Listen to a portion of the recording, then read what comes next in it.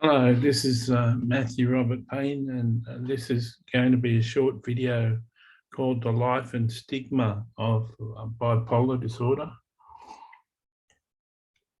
At present, as I do this video, as I record this video, I've got the remnants of a depression that I've been in for a few months. And so I'm not manic, and I'm not speaking a lot. And I notice when I'm depressed, I don't post as much on Facebook, and I don't make as many videos. In fact, I've hardly made any videos. I'm a writer, and I've written and self-published 70 books. And even my book production has gone down in my depression. I used to publish one book a month, and that's gone down. So when you're bipolar, they used to call it manic depressive, and manic depressive is a lot more descriptive because you have manic phases, stages where you're high, and then you have depressive stages, times when you're depressed. Bipolar can really take a toll on your life. You're constantly fighting with it, and when you're medicated, you can be in more control, but you're still fighting with it. Bipolar affects all your moods, and you sometimes you can be high and delusional, and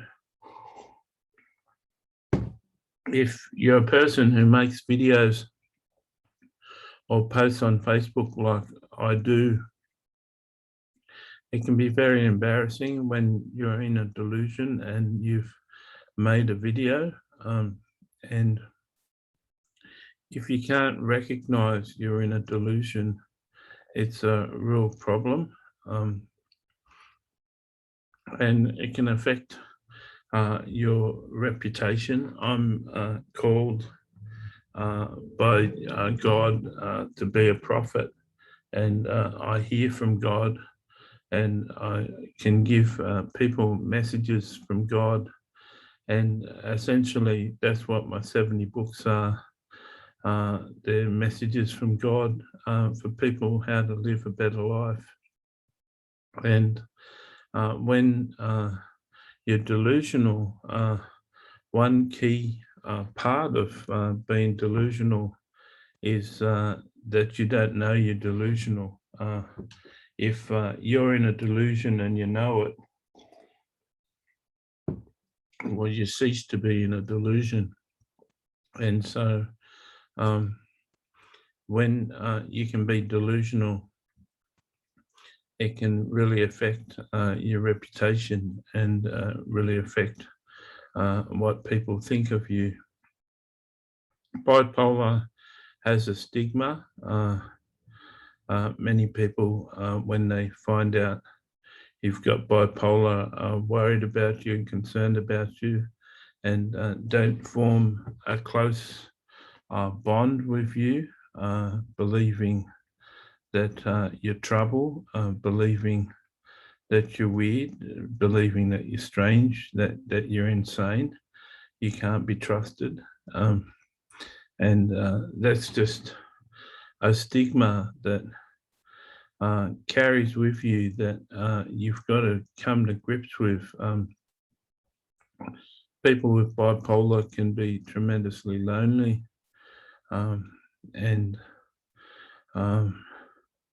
they can get depressed really easy, suffer depression, and their loneliness can cause depression, and there's just this never-ending downward cycle, and hopefully medication can lift you out of it. I can't take antidepressants because they get me manic, they get me high. So I can't take a medication to stop me from being depressed. And so I've just got to battle through my depressions. But I hope that you've learned a little. Being in mania can be a fun thing. I had a friend from school that I met years later, and we found out that we're both bipolar. And I found out that he'd taken most drugs, cocaine and heroin and all sorts of hard drugs, LSD. And I asked him, where does the bipolar high fit compared to all the drugs he'd taken? And he said, nothing compares to the bipolar high. The bipolar high beats all of them. So when you're high with bipolar, when you're manic, it can be an ecstatic feeling, a feeling of ecstasy, and you can feel that you can't be conquered. You feel that you're indispensable, that you're famous.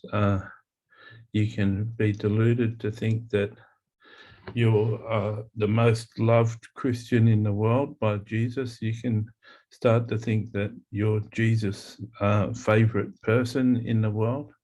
And I apologize for the Christian references in this video, but people who are bipolar and Christians can be very intense Christians and can be very passionate, and the source of the delusions are spiritual when they come to me.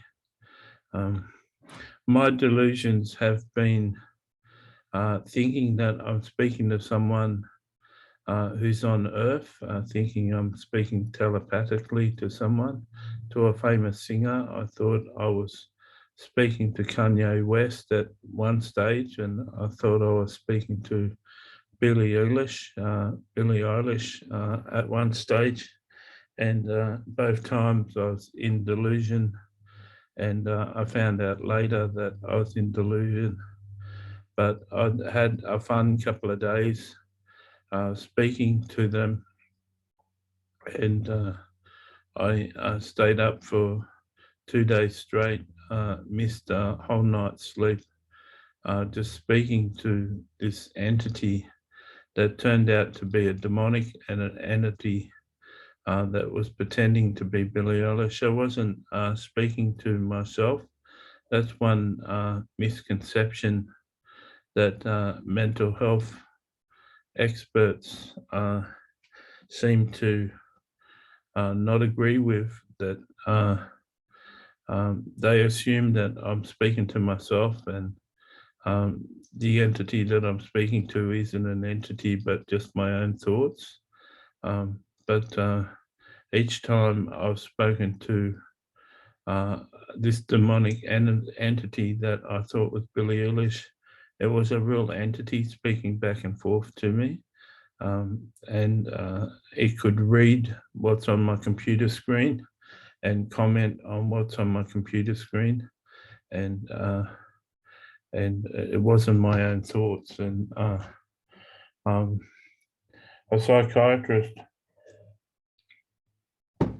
will call this speaking back and forth to yourself auditory hallucinations, and they believe that it isn't real, that it's something that's not real. And I concur. I maintain that they're real entities. Schizophrenics speak to real entities. They're real demons that people are talking to, and they've got real personalities and they're real entities. And so I hope that this has been informative to you. Life with bipolar can be really depressing, and it can be a real heartache, um, and many people don't understand the struggle it is just to be able to sleep sometimes, just to be able to do regular things. The medication I'm on causes weight gain, so I'm obese, and it affects your eating, it affects your mind, it affects every part of your life, and it can be really debilitating. And I hope that what I've said has enlightened you. It certainly, I've kept my delusions out of my books so far, which has been good. You can search for my books under Matthew Robert Payne on Amazon and see that I've talked to saints out of heaven. And you may think that's pretty weird, talking to people from heaven, but it's possible.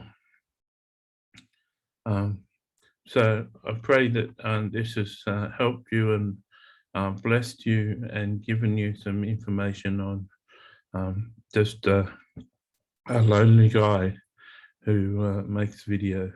God bless.